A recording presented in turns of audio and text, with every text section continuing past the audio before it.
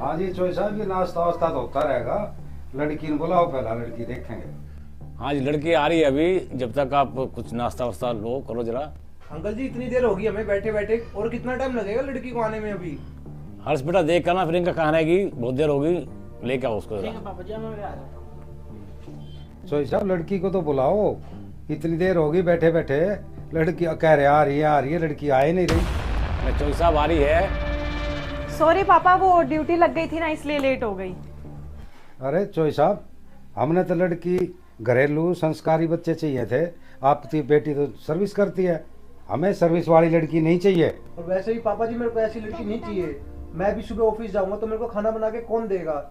ना ये मेरा ध्यान रख पाएगी ना आपका रख पाएगी। चोई साहब, हम सामाजिक आदमी हैं, हमें बच्चा सर्विस वाला नहीं चाहिए, घरेलू बच्चा चाहिए हमें। तो हमारा दिन में 2 आदमी 10 आदमी हमारे आते जाते, चाय पानी खाना बच्चों के लिए हमारे लिए कौन बनाओगा?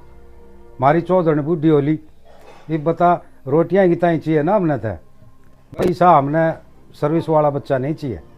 मेरी तो सारा काम करती है, घर का भी बाहर का भी। अंकल जी क्या दिक्कत है हमारी बहन में? सारा तो काम कर लेते हैं, घर का भी कर लेते हैं और बाहर का भी कर लेती है। प्रियंका मैंने बोला था आपको कि ड्रेस चेंज करके आना, इनके सामने में ना कटवाई, तुमने विजिट करा दी, ये कपड़े तू ड्रेस पहन के चली आई, ऐसे नहीं आना तेरे को। अंकल जी अगर आपको घरेलू लड़की चाहिए तो इसमें मेरी क्या गलती है? आपको फिर ऐसी ही लड़की ढूंढनी चाहिए थी ना। देख लो चोई साहब, आपके सामने ही आपकी बेटी ऐसे बदतमीजी से बात कर रही है, ऊंची जबान में बात कर रही है। हमें ऐसा रिश्ता नहीं चाहिए चोई साहब। अच्छा अंकल जी, रिश्ता एक तो आप ही लेके आए हैं और आप हमें ही सुना रहे हैं। अच्छा आप ये बताओ कि आपका बेटा कितना पढ़ा हुआ है? हाँ, मेरी पढ़ाई की बात कहाँ से आ गई? पापा मुझे नहीं करना है रिश्ता। और तुम क्या बोल रहे हो, यहाँ पे तुम्हारी पढ़ाई? क्यों, शादी मुझे करनी है तो क्या मैं नहीं देखूंगी कौन कितना पढ़ा लिखा है? और वैसे भी मुझे ऐसे पुरानी सोच वालों से तो बिल्कुल भी शादी नहीं करनी। जब तुम्हारी ही सोच ऐसी है तो तुम्हारे घर वालों की क्या होगी?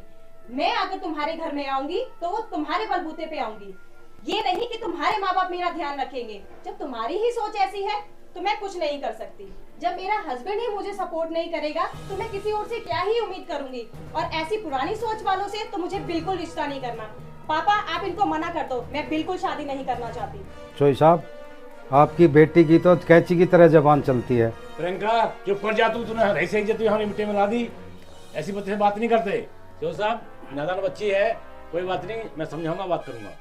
हमें नहीं चाहिए ऐसा रिश्ता, हमें बहुत जलील हो चुके हैं अब, और जलालत नहीं सहन करेंगे। चलो बेटा। हाँ जी पापा चलो। हेलो, अच्छा सही बता रहा, पीसीएस का एग्जाम क्लियर हो गया? यार ये तो तूने बहुत अच्छी न्यूज दे दी। हम आ रहे हैं, घर पे आ रहे हैं अभी बस। चले पापा जी?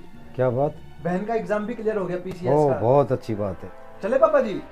रुको, तुम्हारी अपनी बहन का पीसीएस का एग्जाम क्लियर हुआ तो तुम्हें इतनी खुशी है, तुम्हारे पापा भी कितने खुश हैं। और जब एक बहू तुम्हें ऐसी नहीं चाहिए, क्यों?